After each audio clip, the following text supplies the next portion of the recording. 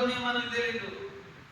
ఆ త్రోవలో సింహాలు ఉన్నాయో, ఆ త్రోవలో ఎలుగుబంటులు ఉన్నాయో, ఆ త్రోవలో తోడేళ్ళు ఉన్నాయో, ఆ త్రోవలో నక్కలు గుంట నక్కలే ఉన్నాయో మనకు తెలియదు. కనుక సర్వం ఎరిగిన సర్వంతర్యామి దేవుని సంగమా ఆ త్రోవని ఏం చేస్తున్నాడు చెప్పండి?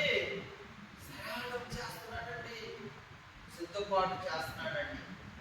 మనం ప్రార్థన చేసుకుంటాం, ప్రభువా నేను విడిచి నీ త్రోవలో, ఏ త్రోవలంటే ఈ మార్గములు నాకు ముందుగా విడుచు, నాకే విధమైన కీడులు జరగకుండా, నాకే విధమైన ప్రమాదం రాకుండా, నాకు ముందు వెనక ఇరు ప్రక్కన నాకు తోడుగా ఉండు ప్రభు. మనం ఏం చేస్తామమ్మా?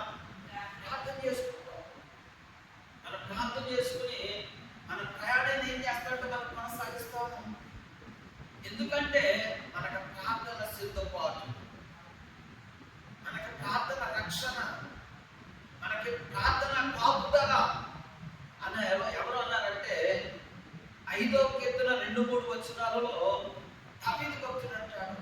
ఏమని అంటున్నాడంటే, ఉదయకాలము నా ప్రార్థన నీ సన్నిధిని సిద్ధముగా కాచి ఉండుగాక. ఎందుకు కాచి ఉండాలి?